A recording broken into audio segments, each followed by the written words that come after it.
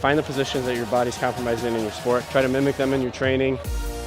So on my mobility day, I really get into these different hip movements. With my baseball background, you know, as a right-handed hitter here, you know, I'm loading into this back hip and I get the foot plant and then I'm exploding, internally rotating that back hip, and this front hip is externally rotating to some degree.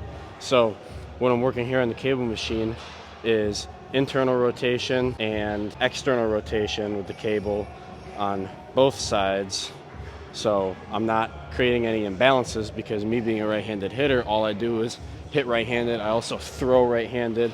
So it's not like I'm hitting right-handed and I'm throwing left-handed. Like I'd get some balance there, but I don't. Same thing in my golf swing. I'm right-handed getting into this external, internal rotation, and then boom, internal, external, same thing here. That's why I do what I'm about to show you, internal, external, 8 reps per side. I like to explode here, hold for 5, and then come back down, 8 per side, so get into them. So for this first set, I'm working the right side, external rotation, and the left side, internal rotation, and then I'll just push this box that way, and I'll work the opposite side. So 2, 3, 4, 5, back down, 1, 2, 3, 4, 5, 2.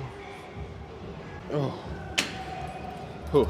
It's pretty tough too. I only have the 8 stack on here. I mean, every cable machine is different, I think. Take it as you will. 8 stack, 8 pounds. I don't know. It's not super heavy, but for the movement here, getting into that range of motion, telling my body, hey, I need to use my hip adductors to get into internal rotation here, okay? Like stimulating those muscles, building new adaptations, new growth. Like that's what you want to tell your body. You want to tell your body that you're using these muscles. Like if you're an athlete and you're not training these positions and getting into the compromised positions that you put your body in, like it's no wonder we have back pain in baseball players and lack of hip mobility and spine issues and lower body issues and knee pain. Like everything is connected here, and the low back is our bursting point. And like when mine burst, when I was golfing initially and then working, like baseball didn't help it. I just worked through the pain, and once I was done, I was like, look, I've got to fix my body. So that's all I've tried to do with my work, is find stuff that works for me and that can work for other people and make it make sense. Like if I'm a right-handed hitter and I'm sitting here and I'm rocking with the pitcher, I'm getting this load, boom, foot plant, like I'm going to explode here. Like I need to tell my body, like I'm going to use these muscles. I'm going to use these muscles here. Like if we're not telling our body that, then kind of like shocking ourselves when we go to do it, and we want to output all this force and torque with our hips, but like can we handle that? And then doing it the other direction. Like I know I'm only right-handed, but working the other direction to work those same muscles. So I'm gonna hit the other side here. Then we're gonna do some hip abduction and adduction. All right, so now getting into hip adduction and abduction in both directions. I want to think about athletics in general. Like as a football player, like I played linebacker. Like sure, like yeah, I'm in this athletic position.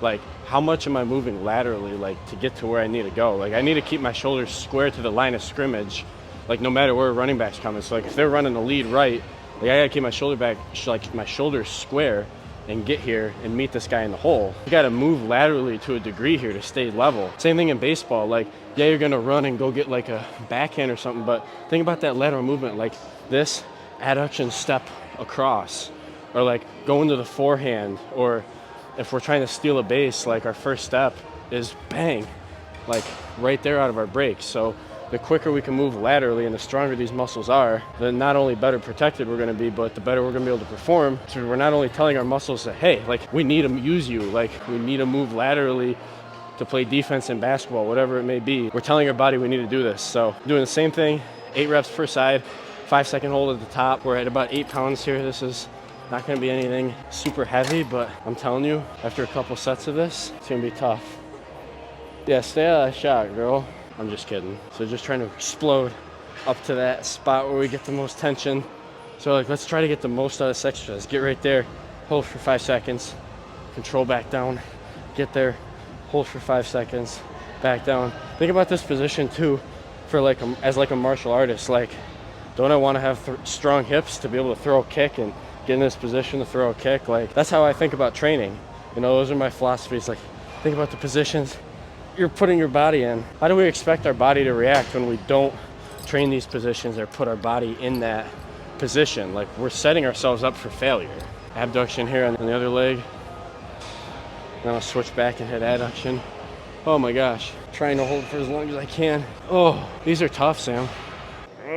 Oh. Also, like, stimulating that leg that's not working too, because you're having to balance on one leg.